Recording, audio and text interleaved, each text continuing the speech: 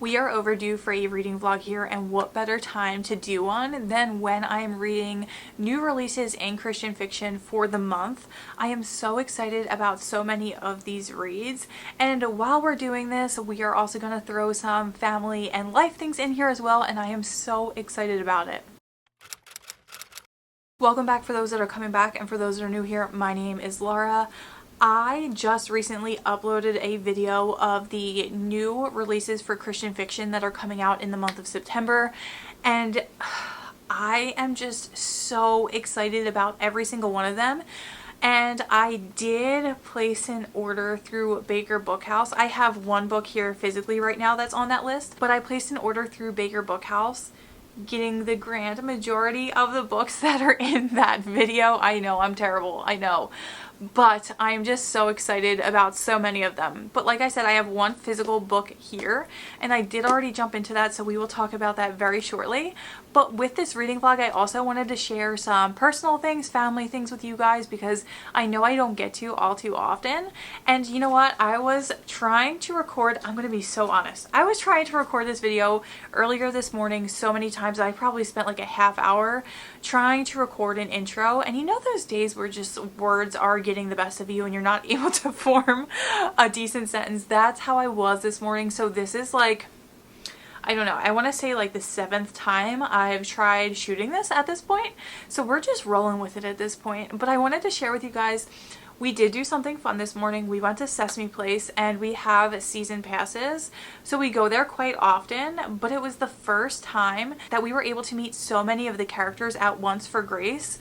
Normally when we go there, we'll go to the splash pad. They have a really big splash pad that's a lot of fun there for Grace. But this trip mainly was just Grace meeting the characters, and she had so much fun doing it. So Grace ended up seeing Zoe, Cookie Monster, then Big Bird, and then Bert and Ernie. Bert and Ernie are Grace's favorite. That is Grace's, what, 3rd time meeting Bert and Ernie? And she just gets so excited, and it is so cool. I love hearing her little laugh and her getting so excited to meet all the characters. It's a really great time. We always have fun going there, but right now it is currently downpouring. So I'm glad we got there early and got done there the time we did, because we literally just beat the rain. Anyway, wanted to share that with you guys because it was a little something fun we did this morning. And then tomorrow, I think we are going to go to the Polish American Festival. It's about an hour away from our house, but we go yearly with my family because my mom is 100% Polish. We will see if we even get there. I'm thinking we will, but I don't know if we do go there. Of course, I will bring you guys along with me. But anyway, let's get into the book I started reading. So the only physical copy I have here currently, before my Baker Bookhouse order gets here very, very soon, I have Low Country Lost by T.I. Lowe. I was sent this by the publisher because I asked for a review copy, because in case you didn't know, I'm kind of obsessed with T.I. Lowe's writing. Tanya's writing is just amazing. She has quickly became an all-time favorite author for me, and I will pick up anything by her. I have this one in my hand, and then I also have all of her other books I have not read yet over on my TBR shelf. So that is where those live for right now, but I'm just so excited to get through her backlist as well. This is her newest release, obviously. This came out, I believe it was September 3rd. I believe. If I am wrong, I will put the date down below. But we have Low Country Lost, and this one, like I said, I just can't say enough good things about Tanya's writing. We have our main character, Ava Lee, and she is someone who really struggled in her past. She had a lot go on in her past, and you see how it's currently affecting her today. What I love about Tanya's writing, in every single one of her books, she gives you little sneak peeks and little hints of information and flashbacks that make you go, I need to keep going. I need to see what's going on. Like, it makes you want to keep reading, and I love that about her books. But anyway, like I said, we have Ava Lee, and we see her current day struggling with things that had happened in the past. She is someone who, when there was a problem, she tried to avoid it as best as possible and like not feel the feelings and try to do things to make her not think about the problem she's having or the feelings she's having. And you get to see that in this book, and you also get to see those feelings and memories and flashbacks come to her, and her have very heavy feelings about things. And that is also something I wanted to say. If you are someone who likes to look up trigger warnings before you jump into books, definitely do that for this one. I have not read the synopsis on the back of this because I generally don't read synopsis going into books. I like to be surprised, but I do have to say there are heavier topics in this one. So what I'm getting from the book so far, we have loss, we have trauma, grief, but look them up because I don't want to give too many of them away because I don't want to spoil anything, because I could say something about one thing, but even just like skimming the back here, I don't see it. So if you are someone who likes those trigger warnings, please look them up before diving on in, because this is going to be a heavier, more emotional read like all of the other books I've read from T.I. Lowe. So just putting that one out there. But anyway, we have Ava Lee. Her way of coping is very different from other people's. So what she ends up doing, what ends up helping her cope with things, is renovating. And I don't mean like renovating a room or renovating a house or renovating like furniture, refurbishing. She's renovating a whole town. So she actually owns Low Country Lost, which is where the title comes from. And she works with others to renovate towns. Now she is currently renovating a ghost town, and I love that about this book. I think it's so cool. And I love that this town is being called Somewhere. It's called Somewhere, South Carolina. And I love that. I think it's so unique, so different. But I do have to say that I love the descriptions that T.I. Lowe gives about this ghost town. I love how she presents it. I also love the quote she has in here. Her writing is just so beautiful. So hold on. I wanted to share the prologue with you guys. As you can see, I am annotating, I am highlighting, I am doing all the things in this book as I normally do. So I wanted to share part of the prologue with you, because I thought it was like very beautifully written. So it says, "Can a person be a ghost town? I believe I am. Once flourishing, yet now just so dang exhausted. Similar to an abandoned town, everyone and everything abandoned me but the trauma, the grief it produced, and the silence that followed. I could do nothing but accept the forsakenness while the passing years began to weather my soul, rusting the hinges of my heart until the coercion made it near about impossible to open to anything or anyone. I wonder if the folks who deserted those towns ever grew homesick. Did they ever have the feeling that they left something of value behind?" And I just love that. I think her writing is so beautiful. There was one other thing I wanted to share. Okay, yes, it's about grief. So this one was about grief, and for some reason these just really stood out to me. It says, "That's the thing with grief. Long expanses of time can go by with it lying dormant, but one tiny phrase or suggestion can trigger it." And that is what you see throughout this book. You see and know that Ava Lee has been through a lot. You don't know exactly what, but you see her being triggered by different things. And it always has you wondering like what happened, what went on. And then, like I said, T.I. Lowe gives you these little hints that she drops every so often. And I just really enjoy that. I love going through the book and piecing together what happened and why the character is the way they are.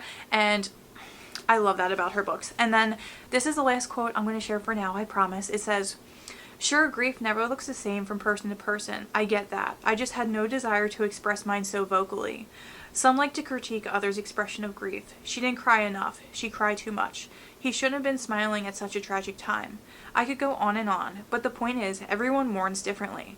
Just as there are many ways to grieve, so are there different forms of therapy. My therapy came in the form of demolition and restoration." And I absolutely love that too.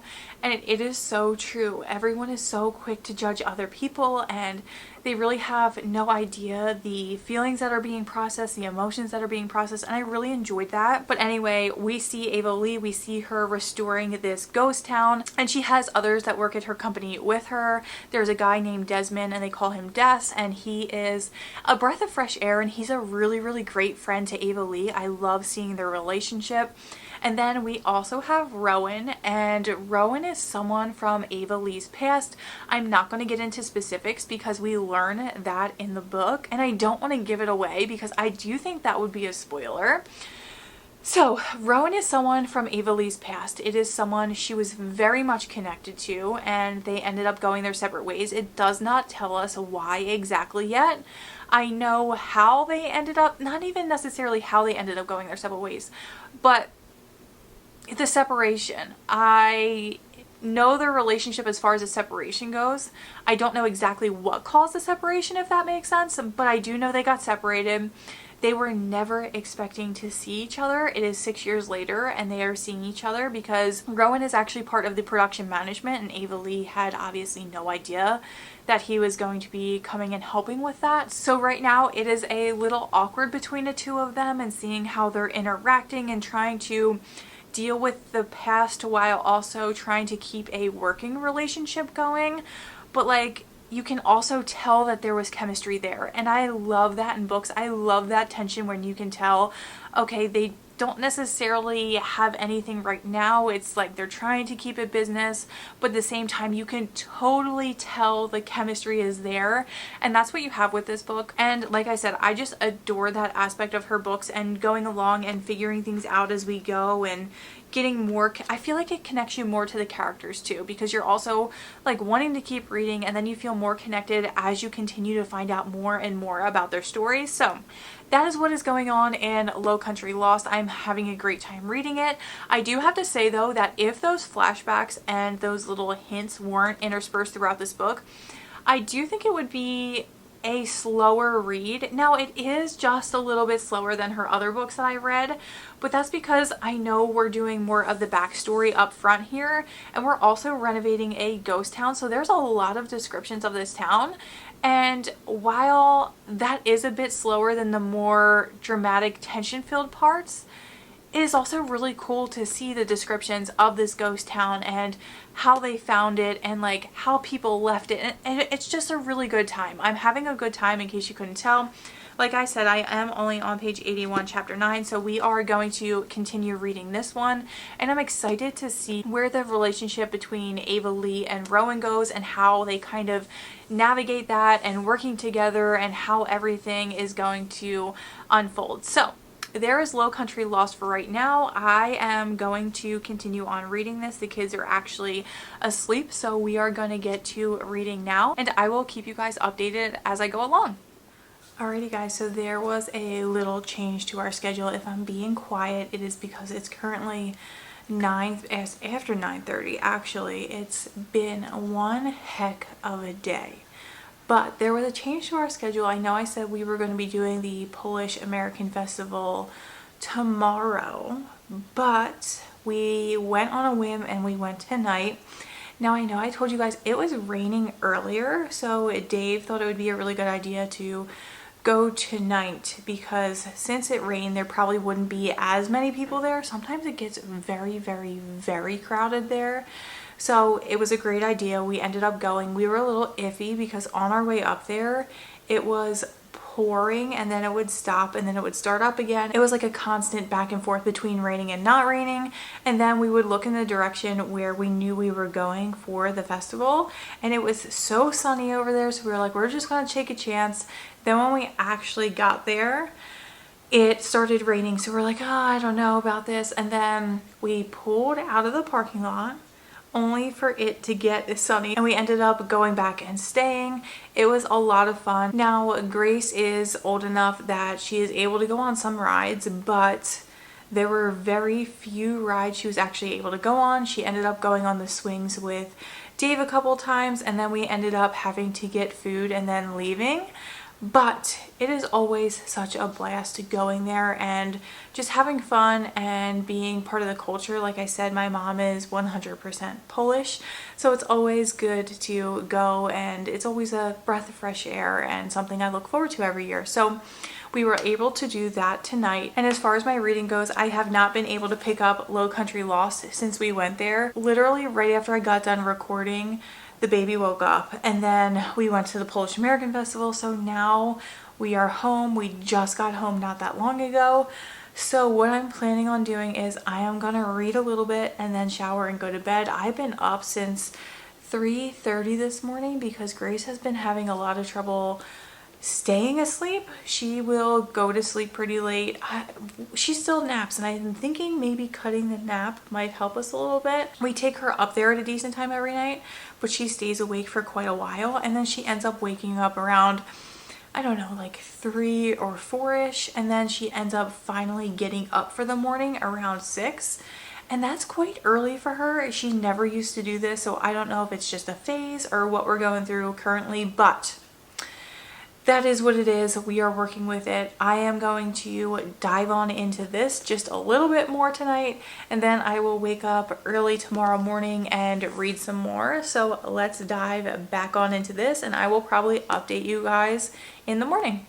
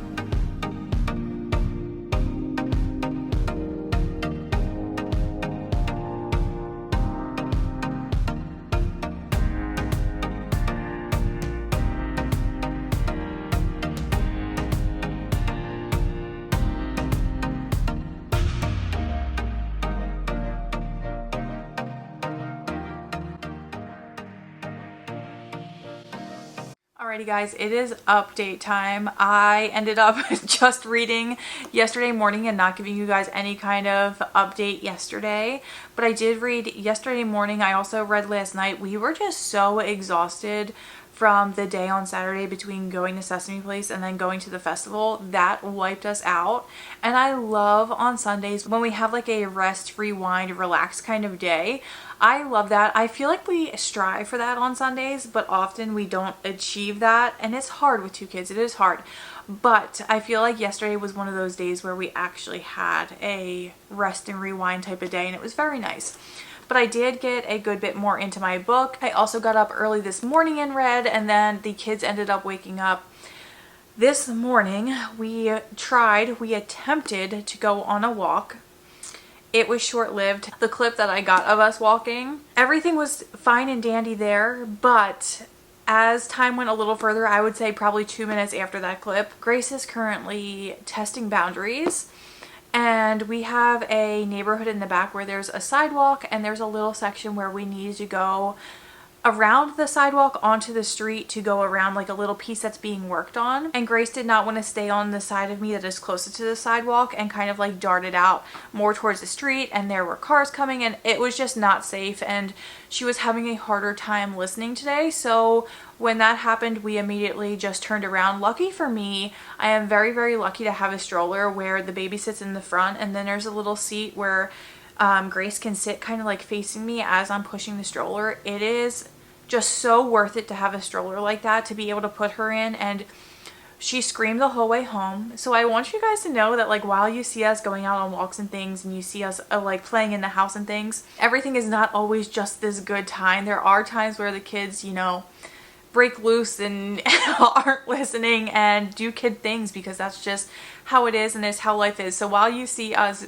doing these things and going places and, you know, just having a good time, there are things behind the scenes where obviously I don't get footage of them, and obviously I'm not going to record when those things are happening, but I do want to let you know it is real life that those things happen. Our walk lasted a total of probably a little over 5 minutes, so that's how that went. And then now the kiddos are down for a nap. So I ended up picking this up until both of them ended up falling asleep, and I have their monitor sitting here watching them while I'm recording. I'm in a completely different room on the opposite side of the house so I don't disturb them. Anyway, to give you a little update on Low Country Lost. I don't know if I mentioned this or not, but I am actually buddy reading this with Alicia. If you don't know who Alicia is, I mention her in almost all of my videos. Her Instagram is Alicia's Book Sanctuary. I will link her Instagram down below. And she is also someone who loves Tanya's writing and loves Tanya's books. And we are feeling the same way about this book. So I updated you initially when I first started this book and told you guys I love the book. I love Tanya's writing, and I do. I love Tanya's writing. But this book, man, have things changed. And I'm gonna be completely honest, I am quite disappointed with this one. I do love Tanya's writing, but I feel like this almost kind of doesn't feel like her writing. There are pieces where I'm like, okay, this is her writing, this is it. Like, there are such quotable moments, and I love that. But there are also moments where it feels like something was just like thrown into the book, and there are things that are very repetitive. There are things that just kind of don't make sense to me. There are also some inconsistencies, and I'm just like, and I feel like it's even more disappointing for me because I have such high expectations for her books. So take this with a grain of salt, because I did go into this with such high expectations, and I feel like maybe that's part of the reason why I am as disappointed as I am, if that makes sense. But we continue on to see Ava Lee and Rowan and their relationship and how they're trying to work things out after, you know, they've had a rough past and they've gone through so much. And the one thing that just kind of irritates me is that Rowan has this personality type, and he flirts with Ava Lee a lot, and I want to use the word aggressive flirting, but it's not aggressive, but it's what is the word I'm looking for? It's not aggressive technically. It's almost constant though. Like, it's almost like constantly there. And part of me is like, okay, so he's flirting with her constantly. There's been things in her past that have happened. Like, how does he feel this might be appropriate? And like, also, how did he let 6 years pass and not say something if there's all this going on and there's like this connection with him and he really cares about her and all this other stuff? I don't know. There's just something that I'm not connecting with between our two characters. I know in the beginning I said that T.I. Lowe always manages to get you intrigued and connected to the characters right away. And I did feel like she got you connected, she got you intrigued, she got you wanting to know more in the beginning. But I feel like the connection is so kind of like surface level almost. We don't build on the connection that we get with the characters from the start, if that makes sense with this one. I also feel like there are parts that are repetitive. There is something that is talked about in this book. I don't want to give it away because it does not. I did end up reading the synopsis because I wanted to know what it said on here so I could talk more with you guys about it. It does not give away the part that gets really repetitive in here, and I get why this piece of information is so repetitive, because it is something that, if it happens, it is very traumatic. It is something that you constantly think about. It is something in life that never goes away. It is just something that is kind of nagging and unsettling, and there's all these emotions behind it. So I get why it is repetitive, but I just feel like it's a little too much sometimes. And then, like I said, I also feel like there were parts in this book that were thrown in there. I cannot tell you the one big thing that I felt like was kind of just like thrown in here, but there was a big reveal in here that I thought was just, it felt like it was a little out of place. And I feel like it was supposed to give you those spooky ghost town vibes. And Alicia said this as well. Like, she thought it was supposed to give those spooky vibes. But it just kind of missed almost. Like, I don't know. I'm just, you guys can tell how I'm feeling. I am very indifferent about it. Is this a bad book? No. But I feel like my expectations were set so high, and I had just this excitement going into this book, and it's kind of not living up to what I thought it was going to be. And that is also my fault. I feel like I just placed such high expectations and had these, I don't know, unrealistic expectations almost. I don't know, it's just not hitting for me. I don't feel a connection between characters, even Ava Lee and her best friend Desmond. It's kind of like a one-way relationship, and I don't like that. Like, Ava Lee holds back often, and she tells you that, and I get why she does it. But it's just, it's kind of frustrating because this guy is also like shown Ava Lee his life, and like, it is not a romantic relationship at all, but like, I feel like Desmond has shared so much of his life where Ada Lee hasn't given him anything and doesn't really explain anything to him, and that is also kind of annoying me. As you can tell, I have very mixed feelings because, like I said, there are really quotable moments in here, and I think this touches on a topic that needs to be explored more in books, and I feel like a lot of people hesitate to write about topics like ones that are in this book, but that is how I'm feeling. I am kind of disappointed, and I do want to say that, like, if this wasn't by Tanya, I'm going to be so honest, if this wasn't by Tanya, I would probably put this down. But I have high expectations still for the ending, and I'm like, I kind of can see how this might end, and I'm kind of hoping it doesn't end that way because I want something more from this. I feel like there was just so much potential with the characters and the ghost town and the things that went on. I feel like there was so much potential, and I feel like the side characters had so much potential, and it's not hitting for me. And I'm really upset and sad to say that, but that is currently how I'm feeling. I am on chapter 29, page 251. As you can see there, I do have tabs in the book because, like I said, there are points in the book that I wanted to remember. There are points in the book where I wanted to go back, but some of the tabs are also the inconsistencies and some things I've written in the margins that I had questions about that just went unanswered. And like, there are a lot of things in here that I have questions about that went unanswered, and that is also kind of why I'm a little disappointed. Now, I do have to say, I do have my Baker Bookhouse order coming in today. So I have one shipment coming in today that I think is going to have 4 books in it. And then I have a pre-order that's shipping later, and then another pre-order that is shipping later. So I have a total of 3 different orders. Well, it's not 3 different orders. It was one order. It's going to be in 3 different shipments.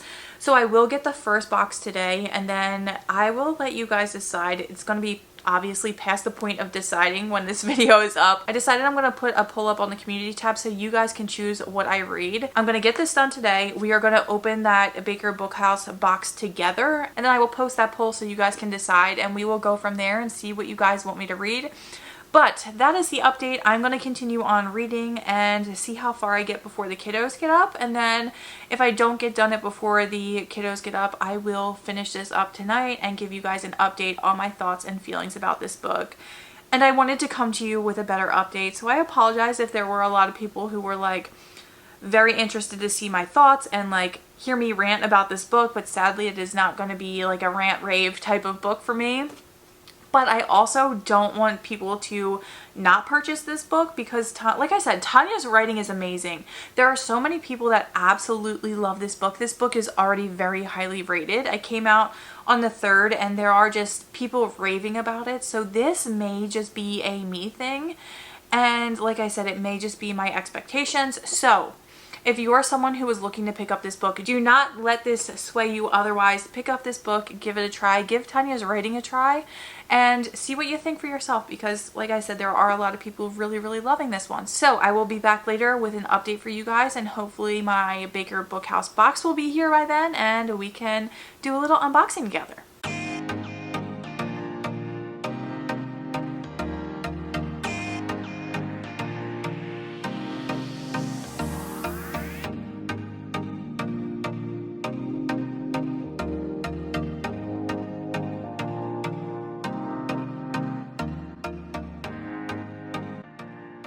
Alrighty guys, so it is 5 a.m. You guys were seeing me finish up Low Country Lost yesterday, and you guys were probably able to see the pure frustration on my face as I was finishing this one up. And I do have to say, this was kind of a disappointing read for me. I want to preface this by saying, this book, the average on Goodreads is 4.68.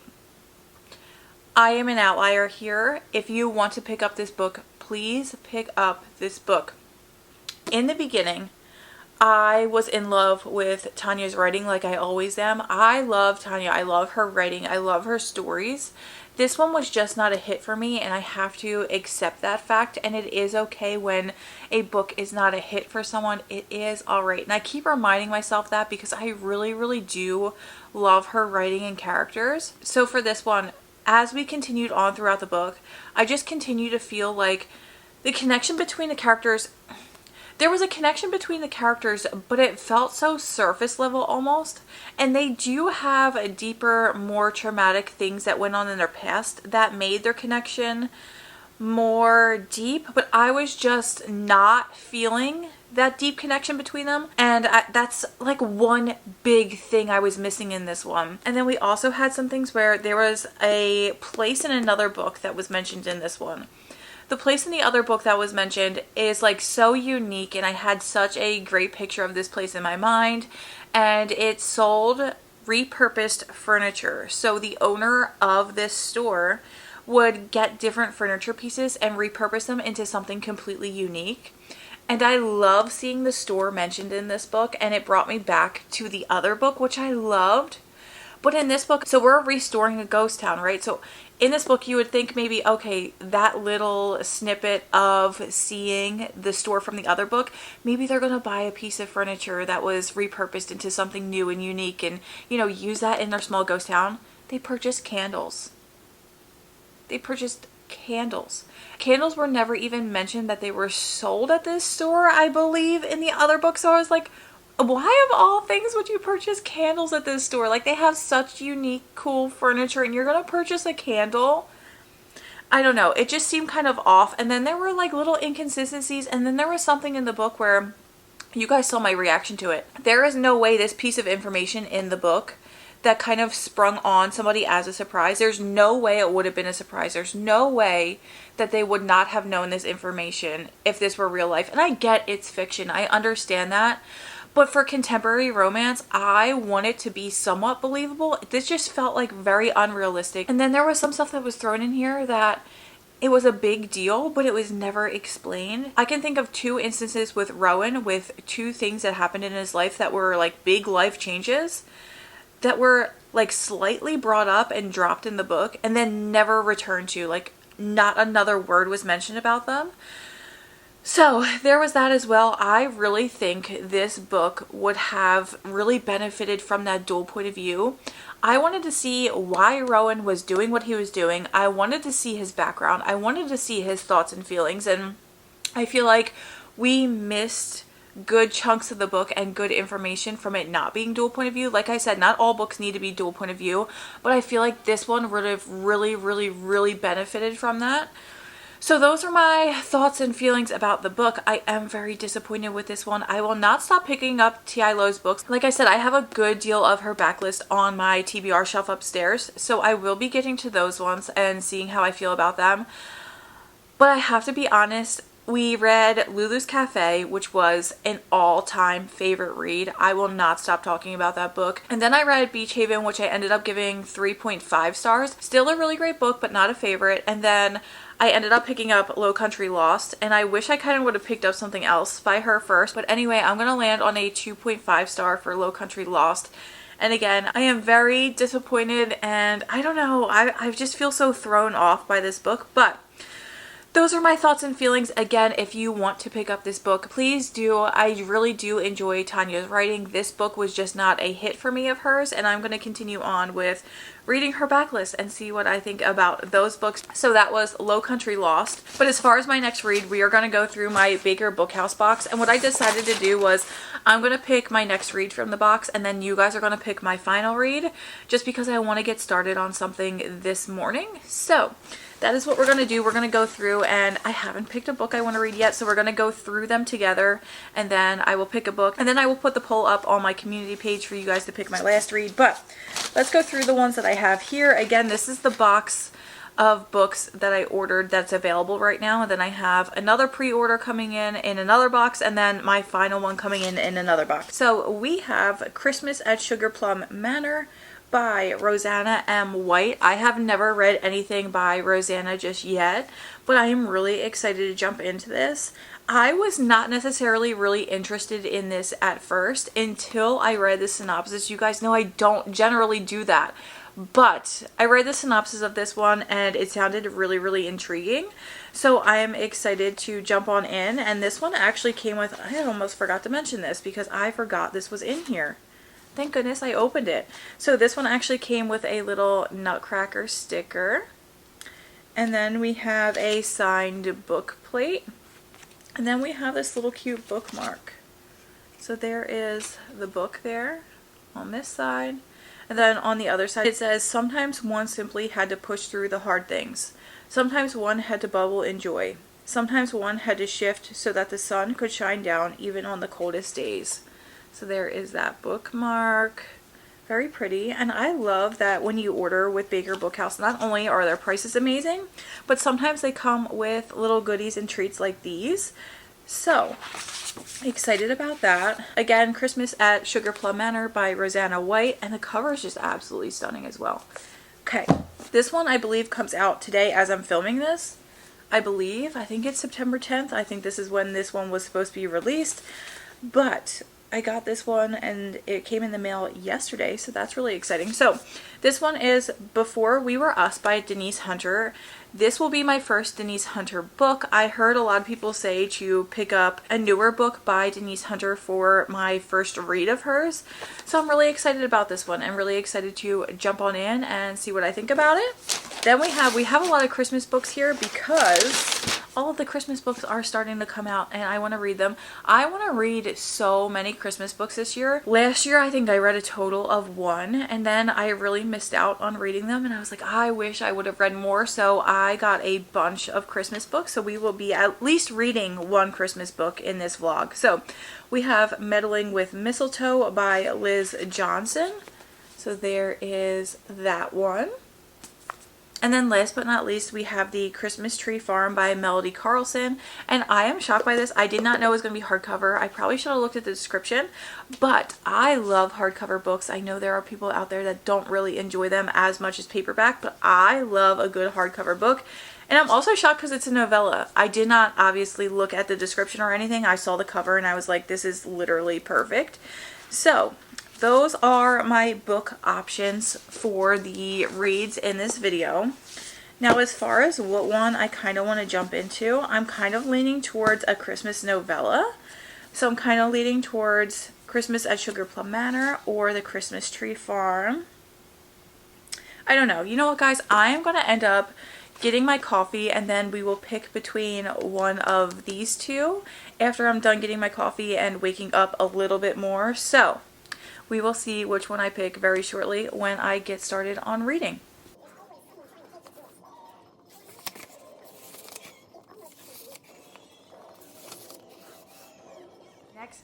So it is the next day. You guys saw me pick up The Christmas Tree Farm yesterday morning.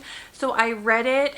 I started it in the morning. Grace woke up around 6 a.m. and she has quiet time until the baby gets up, which isn't much after her, if I'm being completely honest. So while Grace had her quiet time, I continued on reading and I got about 50% of the way through before we had to take Grace to her gymnastics class. Now, Grace had an absolute blast at gymnastics. It was so fun to see. It was so cool to see. I love just seeing her thriving and being so excited about being there and being with other kids, and it was just a great time for her. I do have to say though that the age range of her class was 3 to 5, which if you're a parent, you know those younger ages, there's just such a big difference every single year that you could tell the kids were older than her. Every single kid in her class came back from last year, so they all are more advanced in like doing tumbling and cartwheels and things like that. And I felt kind of bad because I feel like maybe they might have expectations for Grace, but I personally do not have expectations for her, especially with it being her first class. This is her first time doing gymnastics. But I also don't want expectations put on her, if that makes sense, because she is the youngest of the group and she wants to have fun and I want her to have fun. And I feel like expectations are kind of forced now on little ones really young, and I don't know. After the class, the teacher went around and was like giving recommendations for like the other kids to work on things at home and whatnot. And she came over to me and she was like, you know, I just want Grace to have fun. And I was like, perfect. That is my goal for Grace as well. Now, I felt a certain way also because like I wish they had a class that was like maybe 2 and 3 and 4 and 5, because there is only one instructor for, I think it was like 6 or 7 kids. And I feel like that's a lot for that age range too. Like I feel like they should be getting a little bit more attention, especially for how much we're paying for this gymnastics. But anyway, that is how gymnastics went. We actually have, it's like a farm fall program that starts tomorrow for Grace that I signed her up for. And while that is instructional, it's also kind of just a fun time to have the kids on the farm. So it's going to be cool to see how that goes. I have a feeling maybe that will go just a little bit better. So we shall see. But anyway, I continued on with the Christmas tree farm while the kids went to sleep yesterday for their nap. And then I continued on last night, but then my stomach started getting upset. I think it was just the anxiety from the day with going to gymnastics and, you know, doing all of that stuff. So I went to bed, I woke up again earlier this morning, and I finished up this book. Now, this book is very short, and I did not read the synopsis, so I'm going to read it with you guys, and we're going to kind of go through it together, and then we'll talk about my thoughts and feelings. So, it says, Christmas is the perfect time for old memories, new beginnings, and second chances. When Madison McDowell returns from teaching overseas, she has high hopes of picking up where she left off at her family's Christmas tree farm in Oregon. But between damage from a recent wildfire and the neglect due to her sister Addie's willingness to invest, the farm is in sad shape. In fact, Addie is intent on selling the property. And to top it off, Madison's former high school flame, the now widowed Gavin Thompson, has plans to break her heart again by turning his neighboring property into a dusty, noisy dirt bike track for his daughter. With odds stacked against her, Madison decides there's only one thing to do: double down on her dreams. It will require a ton of hard work and some help from an unlikely ally to save the farm she so dearly loves. But it may take a Christmas miracle to restore her relationship with her sister. As far as my thoughts and feelings go, I hate to say this, but I felt like the story was slower going, and then at the end everything just hit like at once, and I felt like the story could have been more spread out and just like paced a little bit better. I don't know. So Madison, like it says, she was teaching overseas. Now, her sister Addie, while she was teaching overseas, is at this Christmas tree farm because that is where their family lives. The Christmas tree farm was her dad's family's, and she is living there with her grandmother and her father, and both of them end up passing away in the time when Madison is away. And Madison does offer to come home, but Addie is like, you know, I've got it. It's okay. You know, you're doing your thing. Continue doing what you dreamed of doing. And Addie took care of her mother and her grandmother while they were ill, and then before they passed away. So then Maddie comes home and she kind of surprises Addie, and she knows Addie doesn't like surprises. Addie is a type A person, and she surprises her, and Addie is not very friendly whatsoever. She has these feelings toward Madison, and they are very clear, and it just continues on like that through the entire book. Madison wants to do everything she can to save her family's Christmas tree farm. Being there is something very nostalgic for her, and she wants to continue on with the legacy that her family created there. And I love that you get the feeling of the holidays at this Christmas tree farm, because not only do we see Christmas in here, but we see Thanksgiving as well. And I really enjoyed that. I really enjoyed the sharing of their family's traditions. I thought that was so well done in the book, and just made me think of my own and just the holiday time, and you know, the warm feelings you get during holiday time is what this book makes you feel. I love that about it. But again, I just felt like the relationship between Madison and Addie, if they just sat down and had a conversation, and even though it may have taken more than one conversation, but if they just sat down and talked together, they could have figured this out. And Addie's reason for wanting to sell was just, it could have happened in a simple conversation and everything would have been cleared up. But we get it at the end of the book, and I'm like, really? Like, this is how everything's going to clear up? And I thought it was going to be more of a conversation, but it like resolved within like 2 paragraphs maybe. It was crazy how fast this thing was resolved. I was like, for all of this book, for all of this time, this is how they were together. Like, this is how Addie treated Madison, and you know, Madison tried to stay away, and it was a little bit frustrating. So not only do we have that, but then we have, like it says on the back here, Madison's former high school flame, the now widowed Gavin Thompson. So obviously Madison wants to save this farm, and Gavin is going to be putting this dirt bike racetrack around his neighborhood. And Madison is trying to think of ways to keep the dirt from like going onto their property and, you know, all of that good stuff. So they have that going on. And I do have to say, without reading the back of this book, I did not know there was going to be a relationship in here until I would say like 60% maybe. I don't know. It was obvious as to where it was going, but like the relationship aspect, I felt like it should have started building a lot sooner, and I would have loved to see more building of the relationship and development and character development. And there was just so much more I wanted to see in this book. And then the end with the relationship, I really don't have words, and I hate to do this, but I am actually going to end up giving this a, I don't know if I'm going to settle between a 2.5 or a 2.75.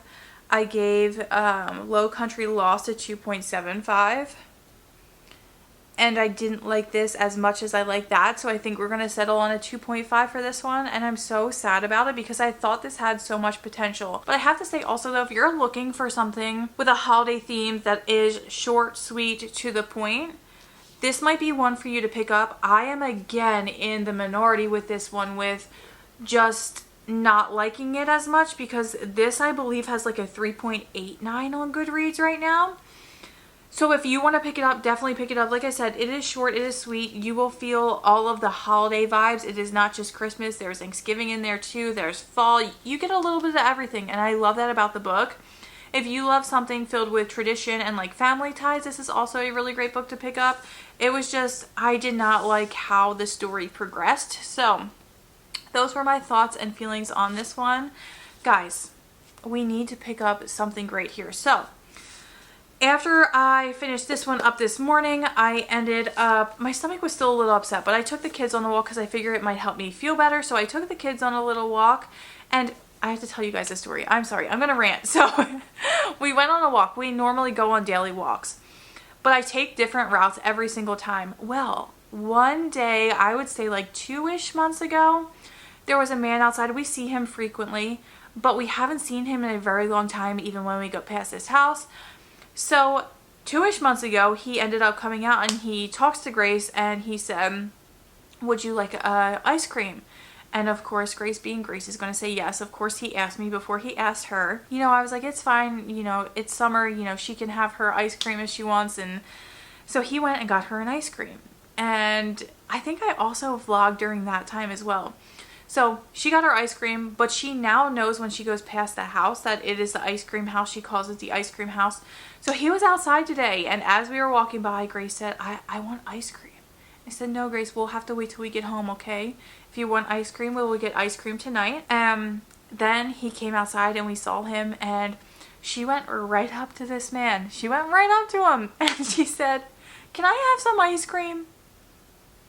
Now, me being me, I was so terribly embarrassed. I was so embarrassed, but I know she's 3. She's gonna do it. And the man was so sweet about it. I was like, I am so sorry. I am so sorry. He was like, no, it's okay. He was like, I'll get her an ice cream. It's no big deal. He goes, we always have ice cream here. She is always welcome to ask me for ice cream. So he ended up giving her an ice cream. And did it completely melt before we got home? It did. But let me tell you, she had such a great time. I was embarrassed, but it ended up being such a sweet moment. And I feel like that guy really looks forward to it and looks forward to seeing her. So it's really cute. And they talk, and, you know, he's like, I love your hair. I love your curly hair. And, you know, it was really cute. And we had a good time. We came back here. I got the kids settled, and they had lunch, and now they are up for a nap. So we are starting the next book. I already know which one won because I looked at the poll before we started, and I don't think any other ones are going to catch up. But I did want to give you guys the final numbers before I jumped on into this one. Let me see. Okay, so in the poll here, Christmas at Sugar Plum Manor has 30%. Before We Were Us has 48%. And Meddling with Mistletoe has 22%. So our winner is Before We Were Us by Denise Hunter. You guys picked this one for me. I am so excited to read it. Like I said, I wanted to get into some of Denise Hunter's books, but everyone keeps telling me to pick up something newer of hers, and what better than the newest release? This one better be good. So we are going to jump into this one. I don't know if I'm going to jump into it right now, but I will take you guys along when I do, because I did not get to sleep very good last night.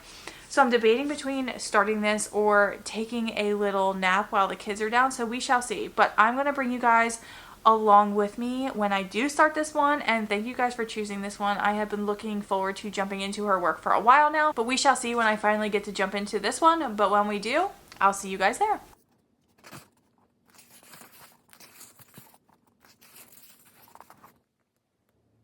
It is update time. You guys saw I picked up Before We Were Us by Denise Hunter.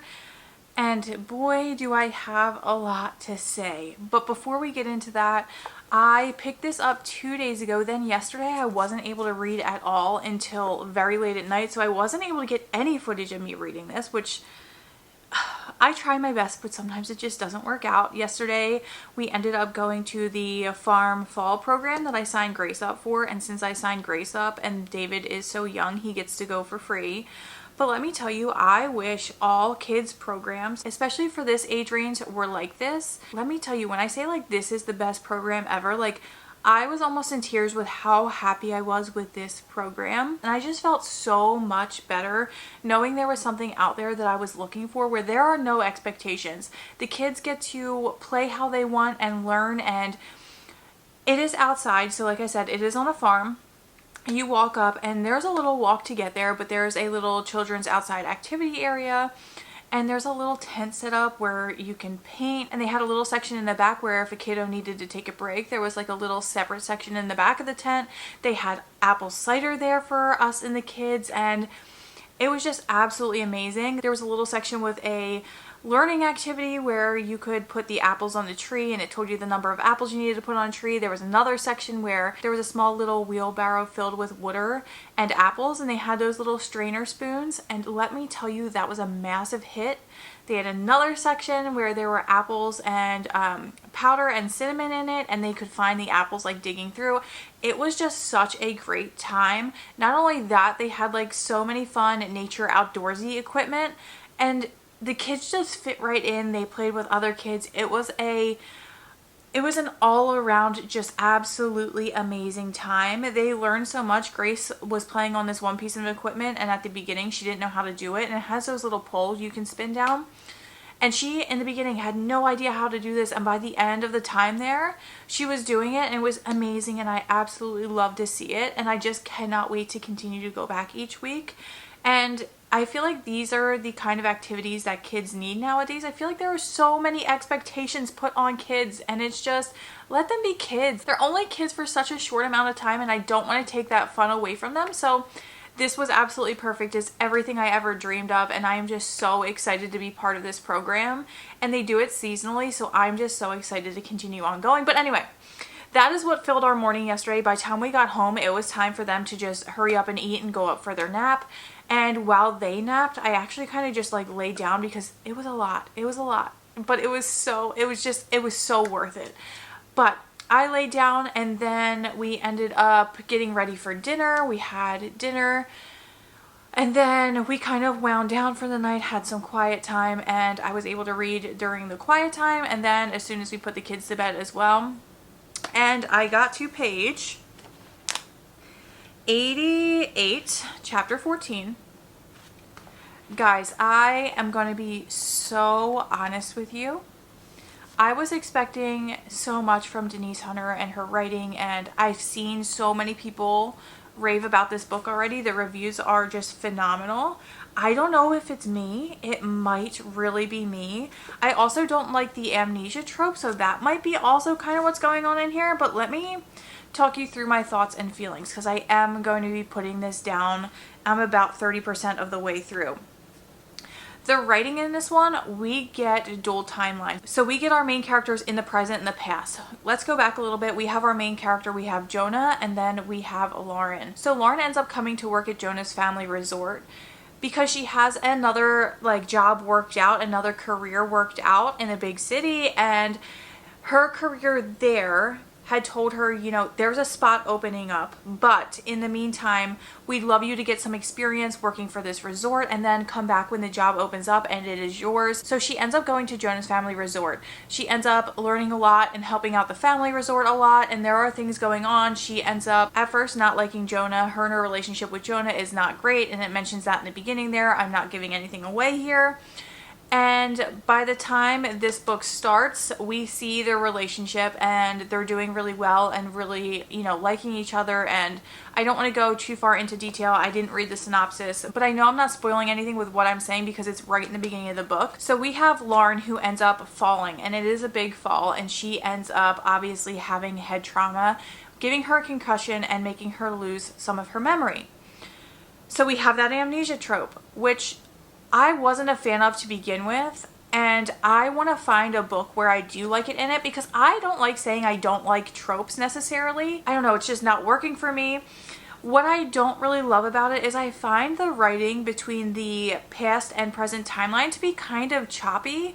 I also, like, I want to know about the past, but I want to know about them in the past, and I feel like we're getting everything but that. And I know I'm only a little ways in, I'm only 30% of the way through, but like, I don't know. I also feel like it's very repetitive, and there are just also words used so often, like honey. I don't know how many times honey is used in here to be talking to someone. It's just, I don't know. As you guys can tell, I'm just having a hard time because I have not given a book a good rating in quite some time. Obviously, this is my third book that I'm not loving in this vlog. And it's kind of upsetting, and I was expecting so much, but I do want to say I'm not going to give up on Denise Hunter and her writing. It's just, this was not for me. There was also something else I caught, which, hold on, let me see if I can find it, and I will read it to you guys, but it just didn't make sense to me. Hold on. Here it is. So this here is actually Lauren looking at Jonah. It says, standing to the side, she peeked through the curtains. Just as she suspected, Jonah was making use of the court. He wore only a pair of worn jeans and tennis shoes. But then later on here, she's describing the way Jonah looks, and it says, his calves bulged on a jump shot, and his thighs flexed as he juked one invisible opponent, then dodged another. How can she see his thighs and his calves if he's wearing jeans? And like, this is like something very, very small, but it was like something that caught my attention right away, because I'm getting the imagery of him in his jeans, and then all of a sudden it's saying that she can see his thighs and his calves, like his muscles, and I'm like, he must be wearing extremely tight pants. I don't know. But anyway, I just wanted so much more of the relationship. I also found it very unrealistic in the fact that when Lauren is going through this and she loses her memory, she wants it to stay that way. She doesn't want her memories back. She has no curiosity as to what went on in the months that she's missing. And it's just like, if you were her, wouldn't you at least want to know? Wouldn't you like look back on pictures or look back on the text or look back? Like, wouldn't you be at least somewhat curious? And she's just like, no, I want nothing to do with it.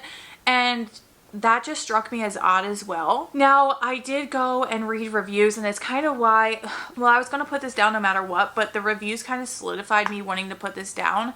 It said that nothing is really like fleshed out until the very end with the relationship, and I don't want that. And it also seemed like a lot of people were really missing out on finding out like how they went about resolving the relationship, because a lot of people said that that wasn't very clear, or like it was very rushed at the end, and it's not hitting for me as it is. And the fact that people are saying the end wasn't hitting for them, it's not something I want to be spending my time on at the current moment. And I'm also so upset because I spend time annotating these books, and it's just, they're not working for me. So while I've read 3 books in here that weren't for me, I want to still say, I've said this with every single one, the reviews on these are still phenomenal. So if you want to pick up one of the books that I did read in this reading vlog, please do so, because maybe it is just me. Maybe I'm like slumping out. I don't know. I don't know what's going on here, but these were just not for me at the current time. So we'll go through them one more time. We have Low Country Lost by T.I. Lowe. I ended up giving this 2.75 stars. And this is the one that I'm like just completely mind blown about. So 2.75 stars. We've got The Christmas Tree Farm, which I gave 2.5 stars. Annotated that as well. And then I have Denise Hunter's Before We Were Us, which I am currently going to DNF. If you think I'm really making that big of a mistake, please let me know. The writing, I'm just not getting along with the writing. And I am so upset about it. Maybe it's like a thing I should come back to. I don't know. We'll see. But I'm putting this down for now because I don't look forward to picking it up. Every time I do pick it up, I am completely distracted. I'm not into the writing, or I'm just getting aggravated with the characters. So, going down. But thank you guys for sticking with me for this reading vlog. I am sorry it was kind of a disappointment, but I'm glad I got to read these and share my opinions with you in real time as I'm reading them, so you guys can get a more in-depth look at my thoughts and feelings and opinions as I went on. So thank you for sticking around for this reading vlog. I really, really appreciate it. If you've read any of these, please leave in the comments your thoughts and opinions. It's always so nice to get multiple people's thoughts and opinions because, like I said, mine are very unpopular for all three of these books. So leave your thoughts and opinions down below, even if they are different than mine. That is a-okay. Reading is so subjective, and that's what I love about it. So if you've read a book this month and it has been a massive hit, or you've read a book this month and, you know, it's been kind of disappointing, I want to know that in the comments down below as well. Leave your reads, what you thought about them. I would love to hear. But thank you guys for sticking with me for this reading vlog. I hope you enjoyed. If you did, make sure to give this video that thumbs up, and if you want to see more bookish related videos, make sure to hit that subscribe button and stick around. I would absolutely love to have you. Thank you guys again. I appreciate each and every single one of you, and I will see you guys soon.